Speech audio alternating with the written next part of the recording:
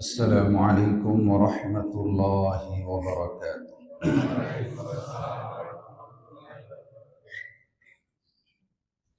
الحمد لله الحمد لله الذي هدانا إلى الإسلام وزين قلوبنا بنور الإيمان.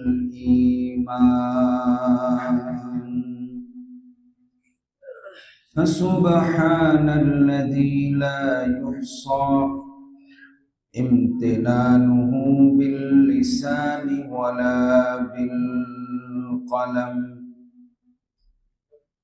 والصلاة والسلام على سيد الأنبياء والمرسلين وعلى آله وأصحابه أجمعين.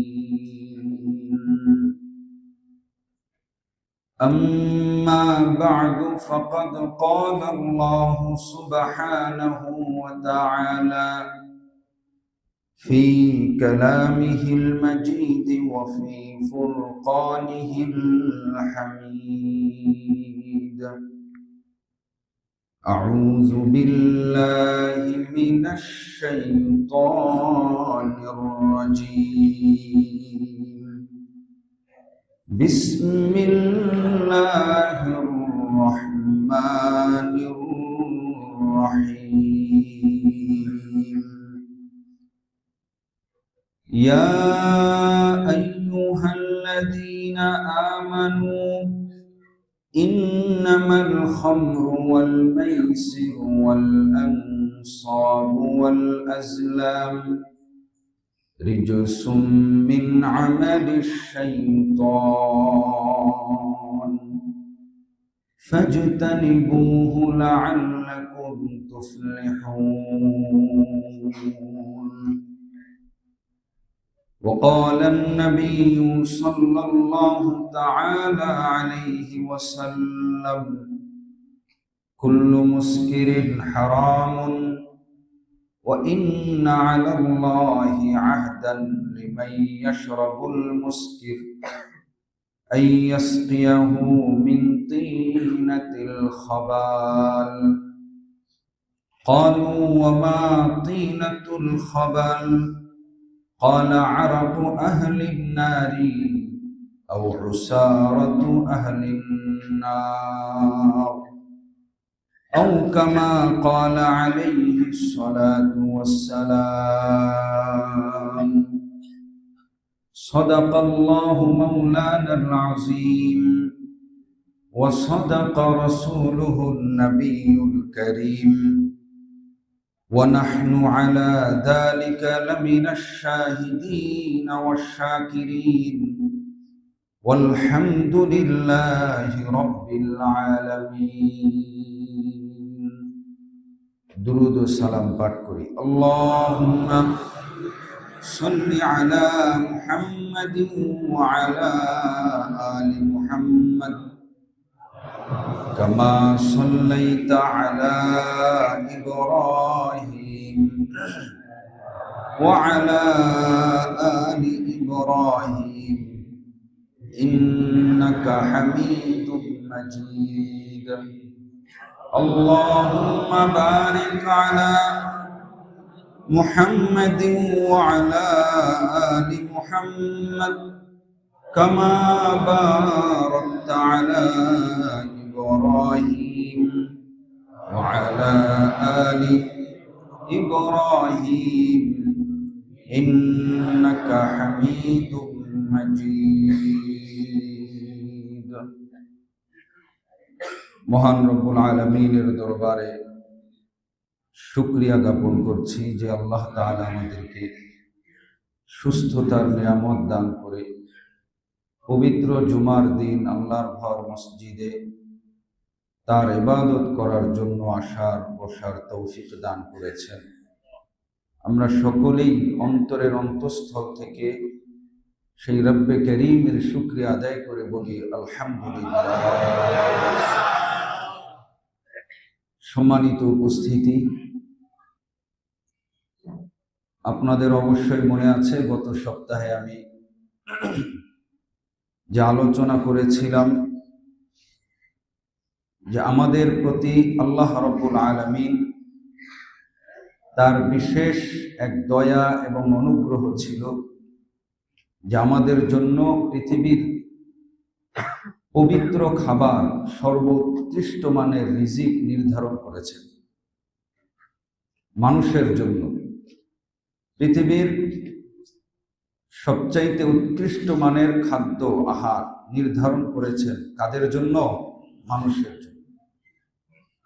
এর বিপরীতে পচা, ময়লা, দুর্গন্ধযুক্ত, উচ্ছিষ্ট, অখাদ্য এই সব কিছু বাজে যেগুলো মানুষ ফেলে দেয়, এই জাতীয় খাবার বা অন্যান্য কিছু মানুষ ছাড়া অন্যান্য প্রাণীকুলের জন্য নির্ধারণ করেছে।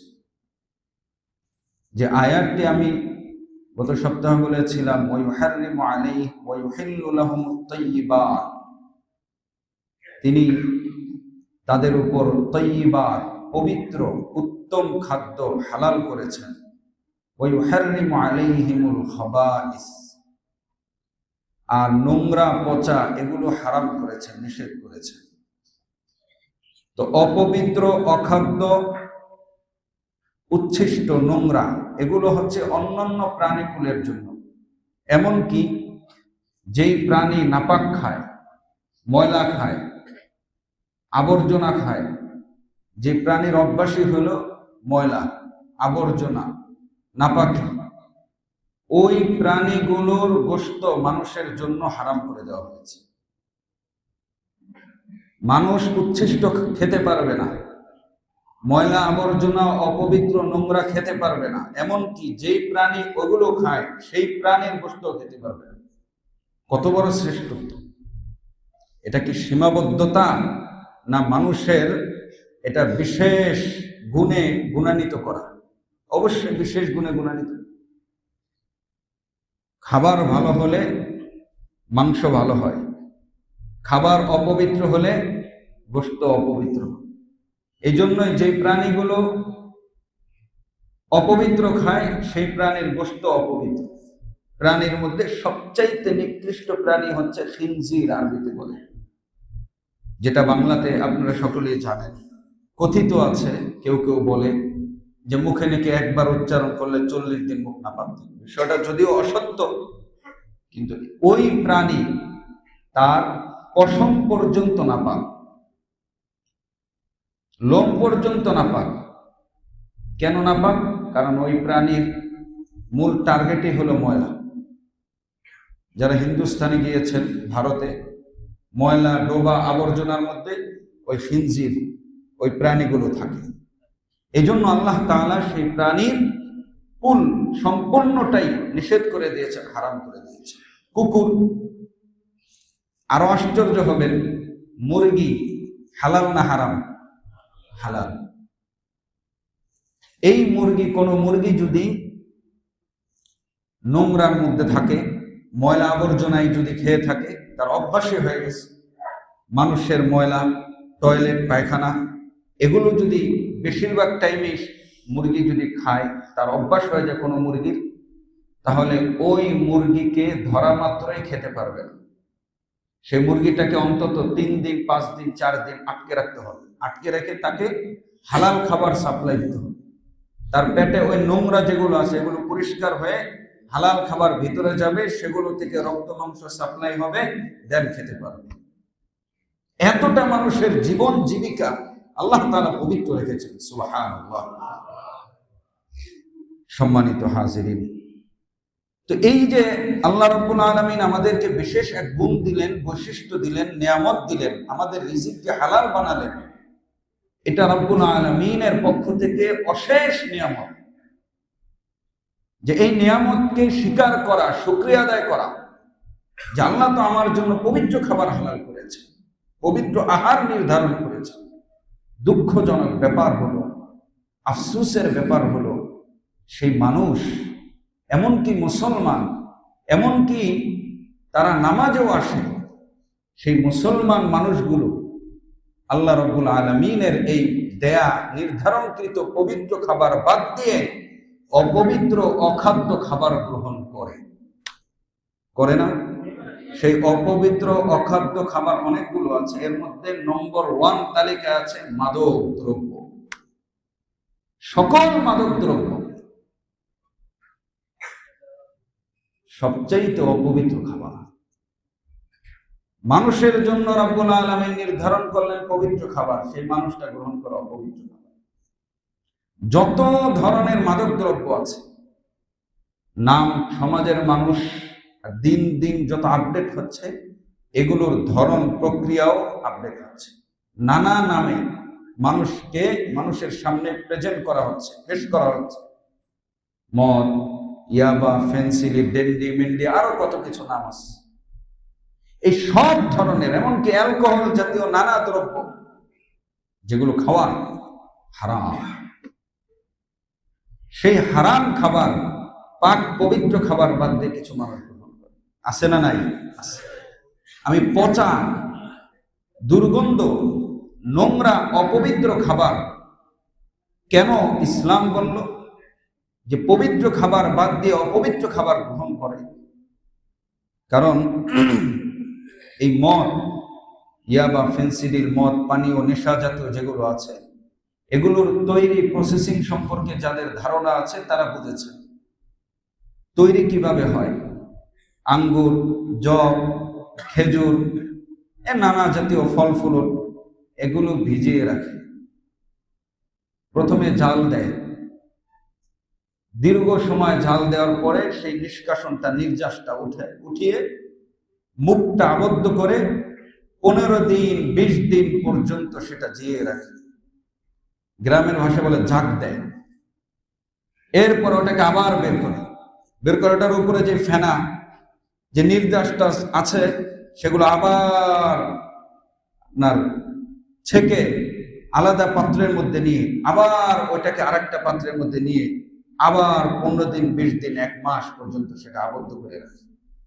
আচ্ছা বলেন, আমরা যারা সচেতন এবং সবাই দোকানে গিয়ে যে কোনো খাবার জাতীয় কিছু কিনলেই এক্সপায়ার ডেট দেখি, বলে এটা গতকালকে, আজকে না গতকালকে, যদি বলে গতকালকে নিতে চাই না। যেগুলো 2-3 মাস ডেট থাকে সেগুলো আবার দেখি, যদি দেখি 15 দিন বাকি আছে তাও নেই না। এমন হয় না? যেগুলো 1 বছর 2 বছর 3 বছর ডেট থাকে, 2026 পর্যন্ত ডেট, আর 5-6 মাস আছে না, এটা নেওয়া যাবে না। তো এই জায়গায় সচেতনতা দেখায় কেন? কারণ এটা বাসি, অথবা বাসি হওয়ার উপক্রম, কয়েকদিন পরে একেবারে বাসি হয়ে যাবে। তো এই জায়গায় এত সুফিগিরি, এই জায়গায় এত সচেতনতা। যেই মদ, যেই নেশা জাতীয় দ্রব্য পানীয়গুলো 1 মাস 2 মাস পর্যন্ত আটকে রেখে বাসি বানাতে বানাতে দুর্গন্ধ ছুটে যায়, সেটার মধ্যে কৃত্রিম ফ্লেভার দিয়ে মানুষের সামনে একটা সুশোভিত করে তোলা হয়, সেটার প্রতি এত নেশা কেন? সেটার প্রতি এত আগ্রহ কেন? এত আসক্তি কেন? বুঝতে হবে এখানে শয়তান চাল চালছে। শয়তানের কাজই হলো 2 নম্বর জিনিস মানুষের সামনে নির্ভেজাল করে তোলা, অবৈধটাকে বৈধ করে তোলা। যুইনা লিন-নাসি হুব্বুশ শাহাওয়াত মিনান নিসা ওয়া যায়্যানা লাহুমুশ শাইতানু আ'মালাহুম। মানুষের কাজকে, 2 নম্বর কাজকে, ভেজাল কাজকে মানুষের সামনে ভালো করে ফুটিয়ে তুলবে, যেন মানুষ এটা করে, এটার মধ্যে পড়ে আর আখিরাতকে বরবাদ করে। খাবার দাবার কেনার ক্ষেত্রে এত সচেতনতা, আর মদ, নেশা জাতীয় দ্রব্য, সেগুলো আমি যদি মিথ্যা বলে থাকি আমাকে ধরবেন, আপনারা যাচাই করে দেখবেন এই নেশা জাতীয় দ্রব্য এগুলো কিভাবে তৈরি করে, কয়দিন এটাকে রেখে একেবারে বাসি বানিয়ে এই পণ্যটা, এই দ্রব্যটা তৈরি করে দেখবেন আপনারা।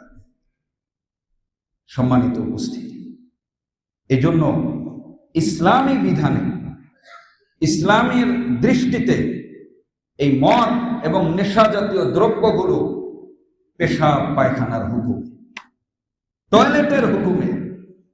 আমি একটু বাড়িয়ে বলিনি, কারণ টয়লেট, পেশাব পায়খানা 1 ফোঁটা যদি কোনো খাবারে পড়ে, সে খাবারটা নাপাক হয়ে যায়। 1 ফোঁটা যদি পানির মধ্যে পড়ে, সেই পানিটা নাপাক হয়ে যায়। পেশাব পায়খানা যদি এক ফোঁটা গায়ে লাগে, সেই গায়ে ওটা পরিষ্কার না করা পর্যন্ত নামাজ পড়লে নামাজ হয় না। শরীর অপবিত্র থাকে, কাপড়ে লাগলে কাপড়টা অপবিত্র হয়ে যায়। ঠিক একই বিধান, মদ, নেশা জাতীয় এগুলো যদি কাপড়ে এক ফোঁটা লাগে, পানিতে এক ফোঁটা পড়ে, খাবারে যদি এক ফোঁটা পড়ে, সেই খাবার পানীয় সবকিছু নাপাক হয়ে যায়। কি হয়ে যায়?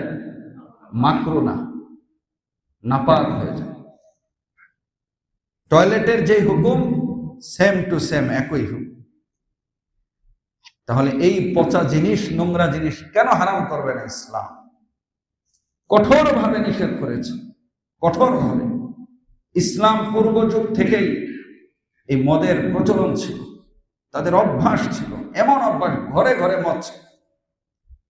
রাসূলুল্লাহ সাল্লাল্লাহু আলাইহি ওয়াসাল্লাম যখন পবিত্র ধর্ম, নুরানি ধর্ম, পৃথিবীর সবচাইতে উৎকৃষ্ট এবং ভারসাম্যপূর্ণ ধর্ম ইসলাম নিয়ে জমিনে আসলেন, দেখলেন হায়, এই পৃথিবীর মধ্যে এমন এক নোংরা কাজে মানুষ অভ্যস্ত, এমন এক অপবিত্র খাবারে মানুষ অভ্যস্ত, এটা থেকে তো অবশ্যই বারণ করতে হবে, মানুষকে পবিত্র বানাতে হবে। কিন্তু ঘরে ঘরে এটার প্রচলন, উঠতে বসতে, হাট বাজারে, বৈঠকে, সব জায়গায় মদের আসর, মদ থাকবেই, এমন এক কালচার ছিল। কিন্তু ইসলামের একটা নীতি হচ্ছে, যেই জিনিসের প্রতি মানুষ গভীরভাবে মনোযোগী, ওই জিনিসটা যদি ইসলামের দৃষ্টিতে নোংরা হয়, নাজায়েজ হয়, তাহলে একবারে নিষেধ করে না, সেটা আস্তে আস্তে ধাপে ধাপে ধাপে ধাপে নিষেধ করে। কারণ একবারে যদি কড়া নিষেধাজ্ঞা চলে আসে, তাহলে মানুষের জন্য মানতে কষ্ট হবে। এই জন্য ইসলাম এই জিনিসটা ফলো করেছে ইসলামের শুরুর যুগ থেকে। তো আল্লাহ রাব্বুল আলামিন এই মদের প্রচলনকে, নেশা জাতীয় দ্রব্যের প্রচলনকে 4টা ধাপে নিষেধ করেছে।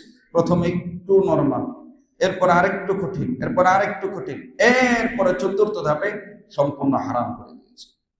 সেই বিবরণ যদি আপনাদের সামনে পেশ করি,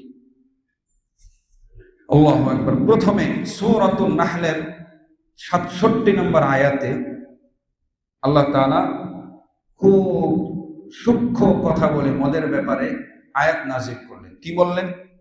ওয়ামিন সামারাতিন নাখিলি ওয়াল আ'নাবি তাত্তাখিযুনা মিনহু সাকারান ওয়া রিজকান হাসানা।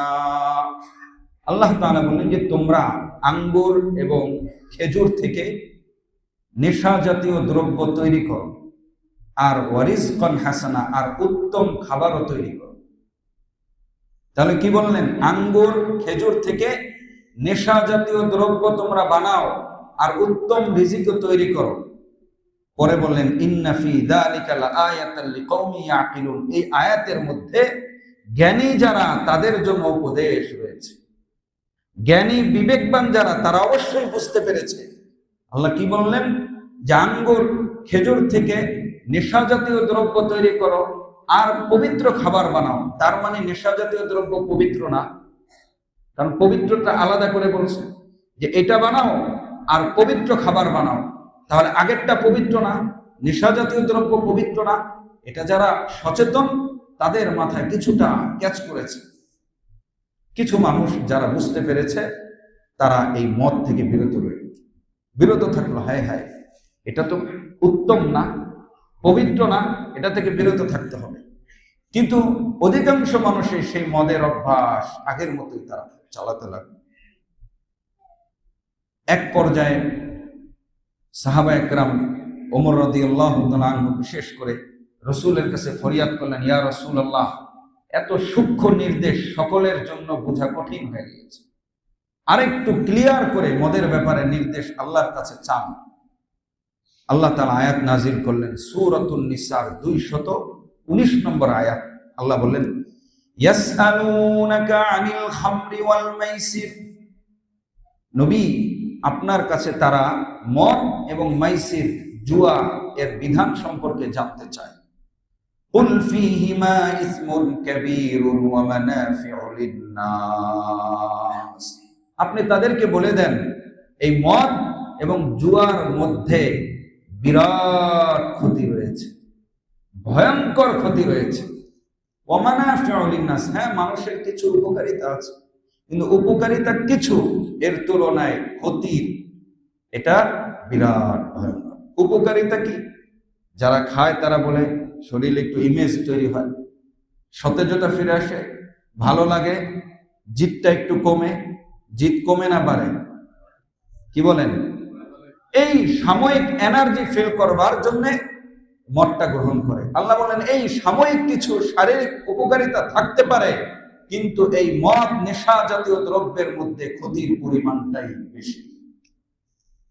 অনেকেই বুঝে ফেলছে যে এটা গ্রহণ করা যাবে, কিন্তু স্পষ্ট হারাম আসে না।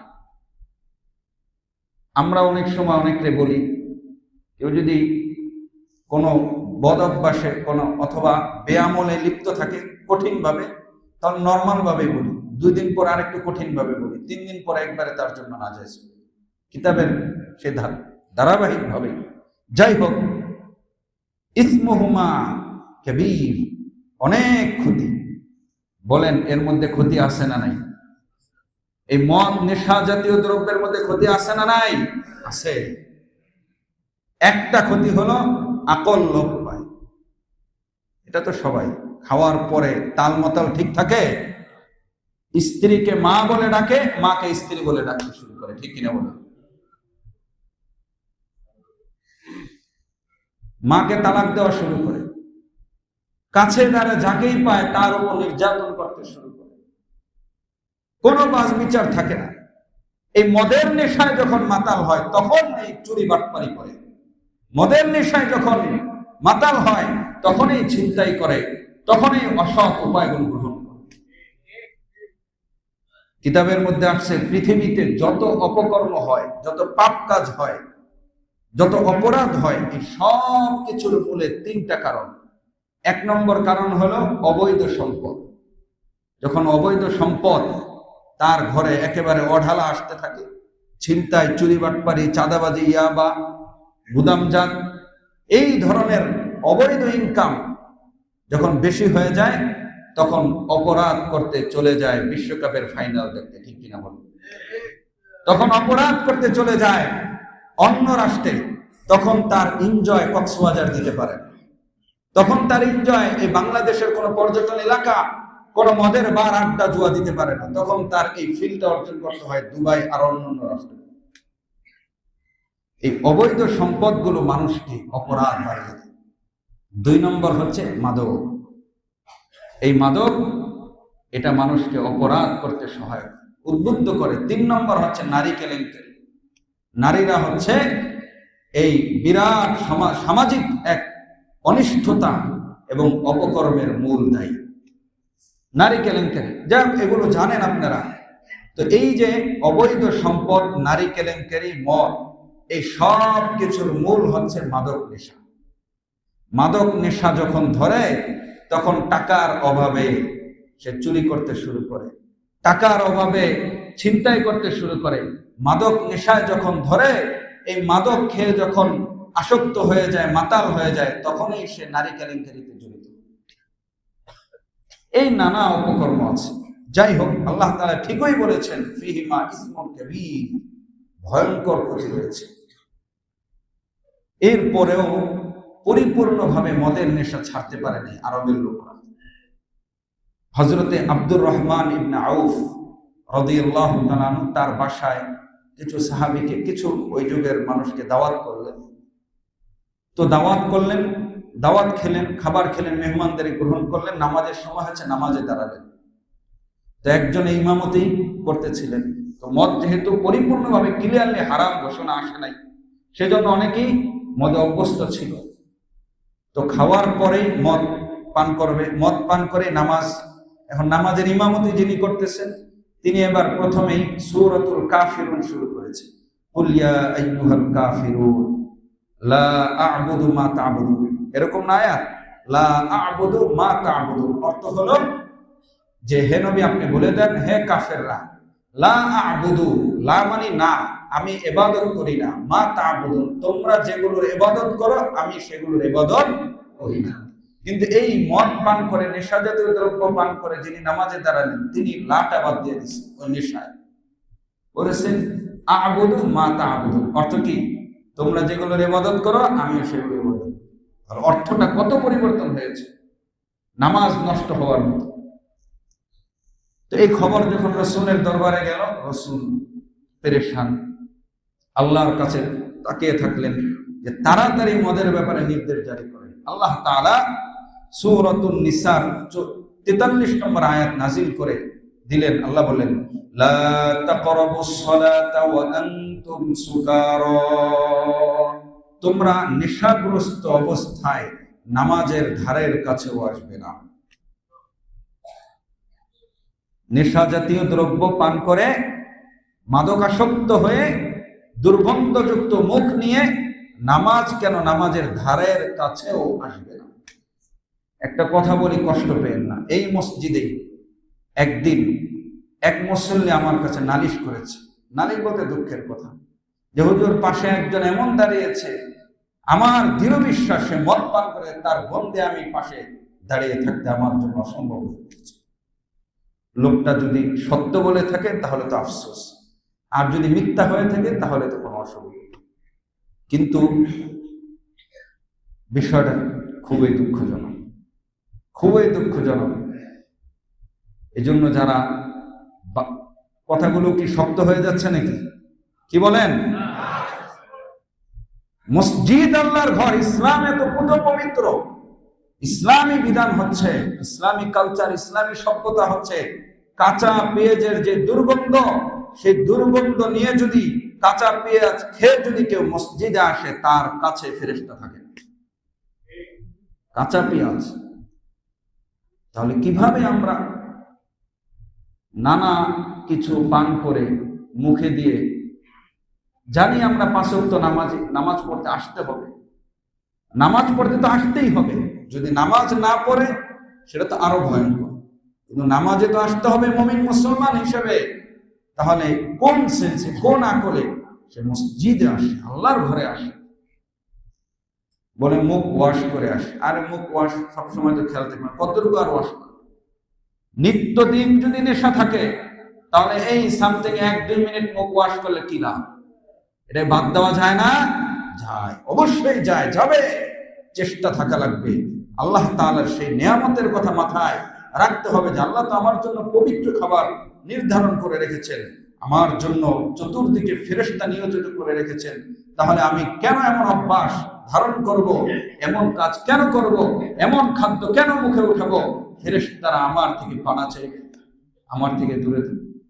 আকলমন্দ কে লিয়ে ইশারা কাফি है, জ্ঞানী বিবেকবান বুদ্ধিমানদের জন্য ইশারা ইঙ্গিতে যথেষ্ট।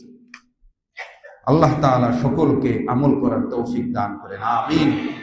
যাই হোক, নামাজে নেশাগ্রস্ত অবস্থায় আসা যাবে না, আয়াত নাজিল হলো। অনেকেই মনে করলেন, ও আচ্ছা, তাহলে নেশা জাতীয় দ্রব্য মাদক সেবন করে নামাজে আসা যাবে না, নামাজের বাইরে পান করা যাবে। এখান থেকে মাসলা নিয়ে দিব। তো 3টা ধাপে আল্লাহ তাআলা মদের ব্যাপারে আয়াত নাজিল করলেন। তারপর পরিষ্কার না, কেউ ছেড়েছে কেউ ছাড়েনি। হযরতে সাদ ইবনে আবি ওয়াক্কাস রাদিয়াল্লাহু তাআলা আনসারী সাহাবী, তিনি আনসারীদের একটা মজমা হলো, সেই মজমায় সবাই অনেকেই মদ পান করেছে। এটা আবার আপনারা খারাপ ভাববেন না যে কি সাহাবীরা মদ পান করেছে, আসলে পরিপূর্ণভাবে নিষেধাজ্ঞা আসার আগের কাহিনী। তাদের কাছে স্পষ্ট হারামের বিধান আসে নাই, দুদুল্যমান। তো এই জন্য কারো কারো অভ্যাস ছিল, তো এখানে অনেকেই মদ পান করেছে। মদ পান করার পরে একজন, তিনি মাতাল হয়ে নিজের গোত্র, নিজ বংশের নামে উলট পালট বলা শুরু করেছে। মনে করেন আমি ব্যাপারী গোষ্ঠী, এখন মাতাল হয়ে এই নিজের ব্যাপারী গোষ্ঠীর বিরুদ্ধে উল্টা বলা শুরু করলাম। এখন ব্যাপারী গোষ্ঠী যারা আছে সবাই মিলে আমাকে উত্তম ধরাই। ব্যাপারটা হয়েছে এরকম, ওই সাদ ইবনে আবি ওয়াক্কাস তিনি ওই আনসার গোত্রের সবার নামে উলট পালট বলা শুরু করলেন। এই মাতাল বলতে নেশা, এই মাদক, এগুলোর কারণে সাথে সাথে সবাই মিলে তাকে একেবারে এমন মারধর শুরু করলো, একেবারে ইচ্ছা মতো মারতে মানে মেরে ফেলার উপক্রম। আল্লাহ তাআলা দেখলেন এই কাহিনী, রাসূল সাল্লাল্লাহু আলাইহি ওয়াসাল্লামের কাছে সাথে সাথেই আয়াত নাজিল করে দিলেন। সূরাতুল মাইদা 90 নম্বর আয়াত। কি আয়াত? ইয়া আইয়ুহাল্লাযীনা আমানু, হে ঈমানদারেরা, ইন্নামাল খামরু ওয়াল মাইসির, নিশ্চয় মদ এবং জুয়া, ওয়াল আনসাব, মূর্তি, ওয়াল আজলাম, ভাগ্য নির্ধারক তীর, এই সকল অপকর্ম, রিজসুন, ঘৃণিত কাজ, নাপাক কাজ, গর্হিত কাজ, মিন আমালিশ শাইতান, শয়তানের কর্ম, ফাজতানিবুহু, অতএব তোমরা এগুলো থেকে সম্পূর্ণরূপে বিরত থাকো। এই যে সূরাতুল মাইদা 90 নম্বর আয়াত একেবারে ক্লিয়ার করে দিল, মদ সেবন করা, মাদক দ্রব্য গ্রহণ করা কিয়ামত পর্যন্ত প্রতিটা মানুষের উপর হারাম, নাজায়েজ। লাআল্লাকুম তুফলিহুন, যদি তোমরা সফল হতে চাও। ইন্নামা ইউরিদু শাইতানু আন ইউকিয়া বাইনাকুমুল আদাওয়াতা ওয়াল বাগদা ফিল খামরি ওয়াল মাইসির, নিশ্চয়ই শয়তান চায় তোমাদের মধ্যে ঝগড়া বাজাতে, বিদ্বেষ, হিংসা ছড়াতে, মদের মাধ্যমে, জুয়ার মাধ্যমে, ওয়ায়াসুদ্দাকুম আন যিকরিল্লাহি, এবং মদ জুয়ার নেশায় মত্ত করে তোমাদেরকে আল্লাহর স্মরণ থেকে বিরত রাখতে চায়, ওয়া আনিস সালাতি, এবং নামাজ থেকে। ফাহাল আনতুম মুনতাহুন, তোমরা কি এখনো এই সমস্ত অপকর্ম থেকে বিরত থাকবে না? এখনো বিরত থাকবে না?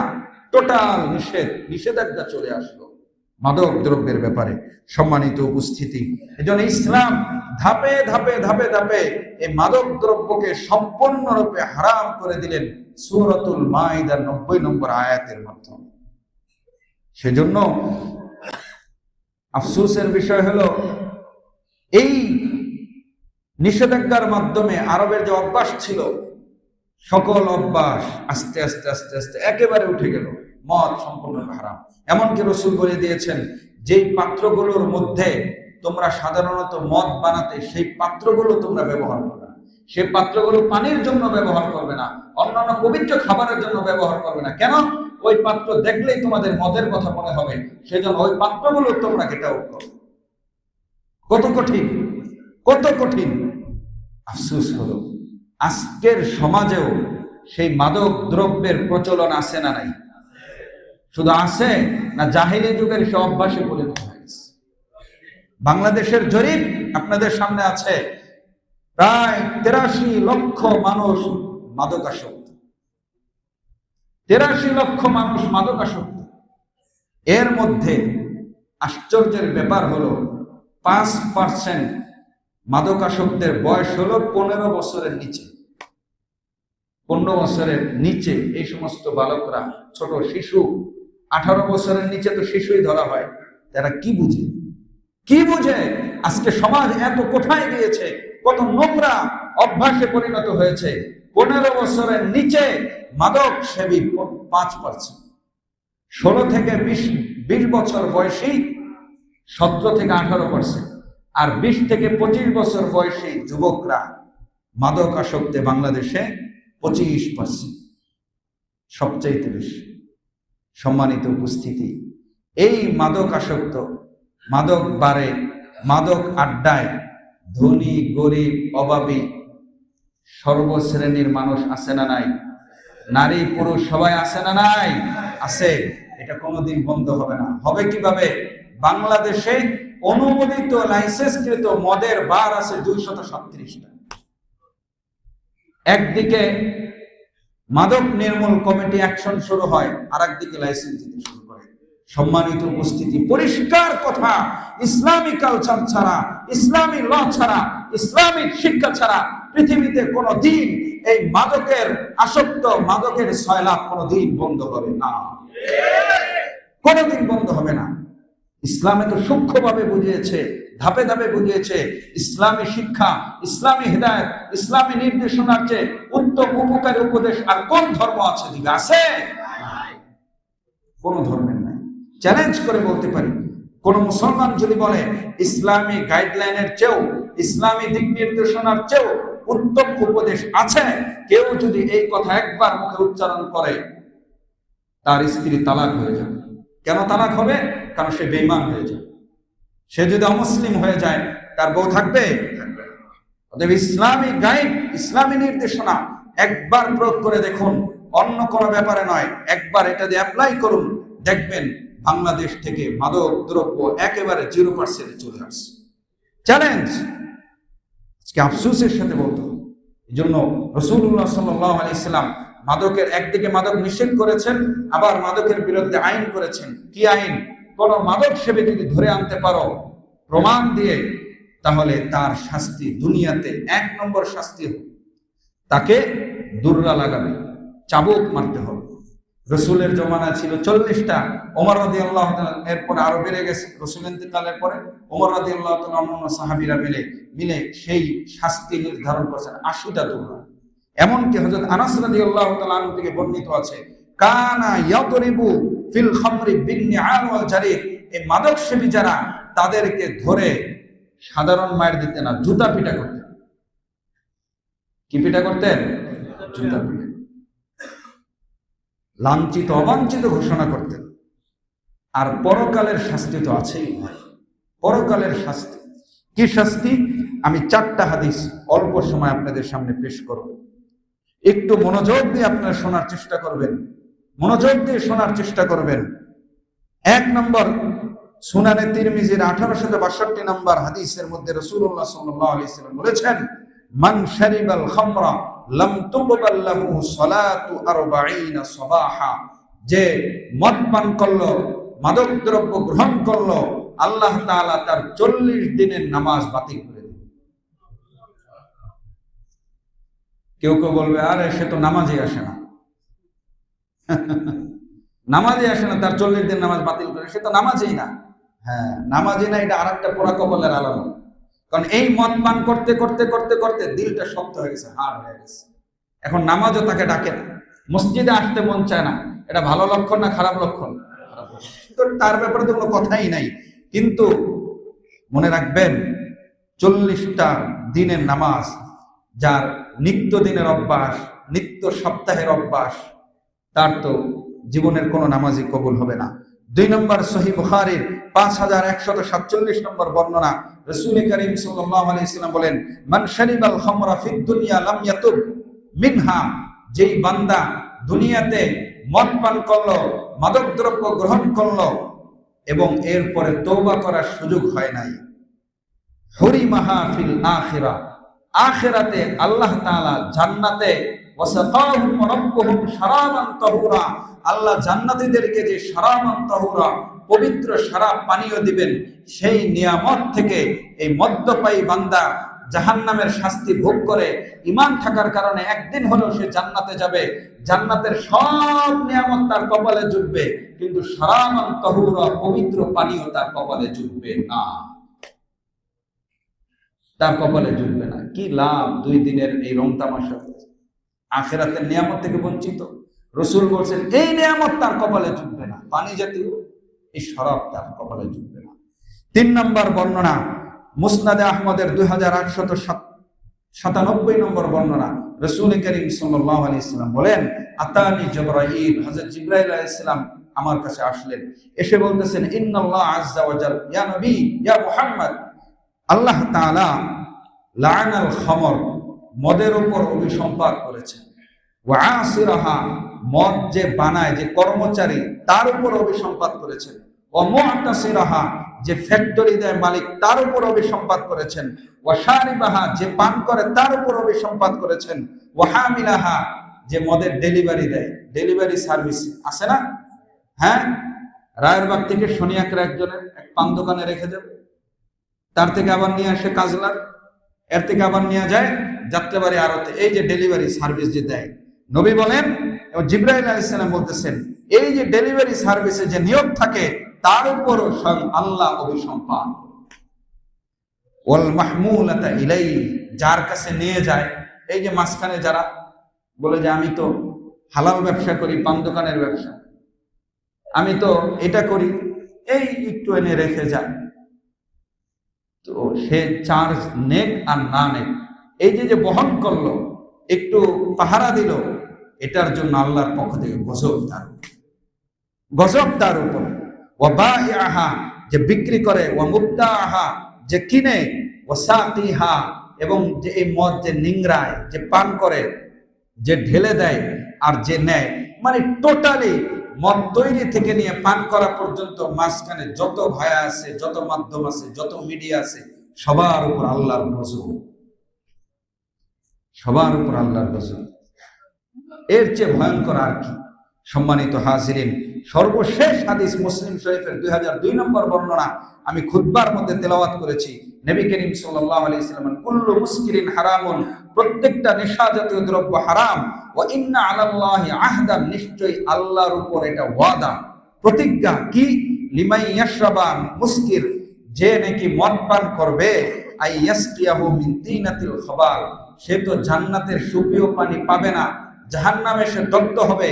আর পানির পিপাসায় কাতর হয়ে হাহাকার করবে, চিৎকার করবে, পানি দাও, পানি দাও। আল্লাহ তাআলা তাকে সেই পানির পরিবর্তে তিনাতুল খাবার নামক পানীয় দিবেন। সাহাবীরা প্রশ্ন করলেন, ক্বালু ওয়া মা তিনাতুল খাবার, ইয়া রাসূলুল্লাহ, তিনাতুল খাবার কি? রাসূলুল্লাহ সাল্লাল্লাহু আলাইহি ওয়াসাল্লাম বলেন, তিনাতুল খাবার হচ্ছে আরাকু আহলিন নার আও উসারাতু আহলিন নার, জাহান্নামীদের পোড়া শরীর থেকে যে পুজ রক্ত, পচা রক্ত বের হবে, সেগুলো পাত্রে নিয়ে ওই মদ্য পায়ের মুখের সামনে দেওয়া হবে,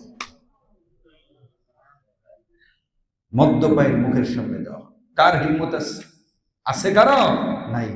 সম্মানিত উপস্থিতি, সর্বশেষ আমি বলবো, আলোচনা শেষ, মুসলমান এই মাদক দ্রব্য মুখে নেওয়ার আগে একবার চিন্তা করা উচিত যে আমি যে মাদক দ্রব্য মুখে নিচ্ছি, সেই মুখ দিয়ে তো আল্লাহর নাম কতবার উচ্চারণ করেছি, সেই মুখে তো আল্লাহর কোরআনের কত শব্দ আমি উচ্চারণ করেছি, সেই পবিত্র জিহ্বাকে তো আমি অপবিত্র বানাচ্ছি, সেই আমার খাদ্যনালী, পবিত্র খাদ্যনালীকে তো অপবিত্র বানাচ্ছি, পবিত্র পাকস্থলীকে তো অপবিত্র বানাচ্ছি। এই জিনিসগুলো যদি কোনো কারণে কোনোভাবে ড্যামেজ হয়ে যায়, আক্রান্ত হয়ে যায়, তাহলে তো সেই আল্লাহকেই ডাকতে হবে, সে আল্লাহকেই ডাকতে হবে। সে আল্লাহ ছাড়া তো আমার কোনো উপায় নেই, সে আল্লাহর কাছেই তো ধর্ণা ধরতে হবে। কোন সাহসে আল্লাহর নিষিদ্ধ খাবার, নিষিদ্ধ দ্রব্য এগুলো আমি মুখে নিচ্ছি? এতটুকু চিন্তা যদি করে, আর পরকালীন শাস্তির চিন্তা যদি করে, ইসলামী এই শিক্ষার প্রচলন প্রচার যদি হয়, ইনশাআল্লাহ ইনশাআল্লাহ সমাজ থেকে মাদক দ্রব্যের সয়লাব উৎখাত হবেই হবে ইনশাআল্লাহ। এজন্য আমি সর্বশেষ আহ্বান করব, পঞ্চায়েত কমিটি, যারা যেই আপনারা কমিটি করেছেন, যে উদ্যোগ নিয়েছেন, খুব সাধুবাদ, আপনাদের মোবারকবাদ। কিন্তু আমার একটা দাবি হচ্ছে, আপনাদের ওই অ্যাকশনের সাথে, আপনাদের সেই ভূমিকার সাথে আপনারা ইসলামী শিক্ষাগুলো যোগ করে প্রচার করেন, যুবকদের কাছে এই ধরনের জায়গায় জায়গায় এই ইসলামী শিক্ষাগুলো প্রচার করেন। ইনশাআল্লাহ ইসলামী নূরে সমাজ থেকে অন্ধকারগুলো দূর হয়ে যাবে ইনশাআল্লাহ। আল্লাহ তাআলা আমাদের সকলকে কোরআন হাদিসের উপর আমল করার তৌফিক দান করেন, আমিন। ওয়া আখিরু দাওয়ানা আলহামদুলিল্লাহি রাব্বিল আলামিন।